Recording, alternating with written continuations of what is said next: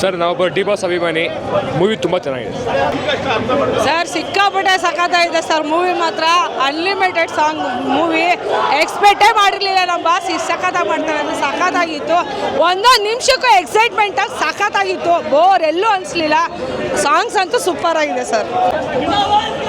ಮಸ್ತಾಗಿತ್ತು picture. 100 days fighting crazy ಆಗಿತ್ತು. Fighting ಮಾತ್ರ super. 100 days ಅಲ್ಲ, ನಾವು Kichcha boss fan.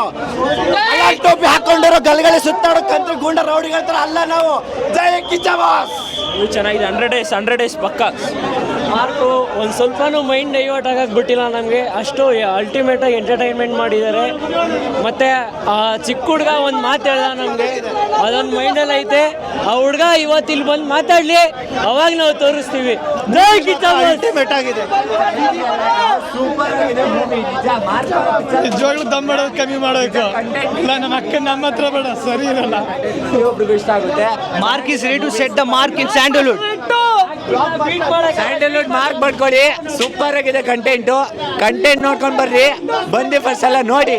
Next level ಆಗಿದೆ ಮೂವಿ. ಮಾರ್ಕ್ ಮಾಡ್ಕೊಳ್ಳಿ. ಈ ಥರ ಕಂಟೆಂಟ್ ಕೊಡಬೇಕು ಅಂದರೆ ಸೂಪರ್ ಮೂವಿ.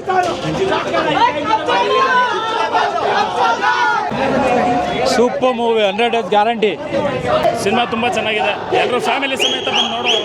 ಒಳ್ಳೆ ಕಂಟೆಂಟ್ ಇದೆ. ಸಿನಿಮಾನ ತಪ್ಪದೆ ಎಲ್ಲ ಕನ್ನಡ ಜನತೆ ನೋಡಬೇಕು, ಆಶೀರ್ವದಿಸಬೇಕು. ನಮ್ಮ ಕಿಚ್ಚಂಗೆ ಜಯಶಾಲಿ ಆಗಬೇಕು ಅಂತ ನಮ್ಮ ವಿಷ್ಣುವರ್ಧನ್ ಅಭಿಮಾನಿ. ಹಾಗಾಗಿ ನಮ್ಮ ದಾದಾ ಅಭಿಮಾನಿ ಆಗಿರೋದಕ್ಕೆ ನಮಗೆ ಖುಷಿ ಆಗುತ್ತೆ. ನಮ್ಮ ಕಿಚ್ಚ ಮರಿಸಿಂಹ ಅಂತ ಹೇಳ್ಕೊಳ್ಳೋ ಖುಷಿ ಆಗುತ್ತೆ. ತುಂಬ ಸಿನಿಮಾ ಮಾತ್ರ ಅಲ್ಟಿಮೇಟ್ ಆಗಿದೆ. ಸಿನಿಮಾ ಮುಗೀತು ಅಂತಲೇ ಗೊತ್ತಾಗಲಿಲ್ಲ. ಆ ಮಕ್ಕಳ ಸ್ಟೋರಿ ಇದೆಯಲ್ಲ, ಅದು ಪ್ರತಿಯೊಬ್ಬರಿಗೂ ಇಷ್ಟ ಆಗುತ್ತೆ. ತುಂಬ ಚೆನ್ನಾಗಿದೆ ಸಿನಿಮಾ. ಸರ್ ನಾವೊಬ್ಬ ಡಿ ಬಾಸ್ ಅಭಿಮಾನಿ. ಮೂವಿ ತುಂಬ ಚೆನ್ನಾಗಿದೆ.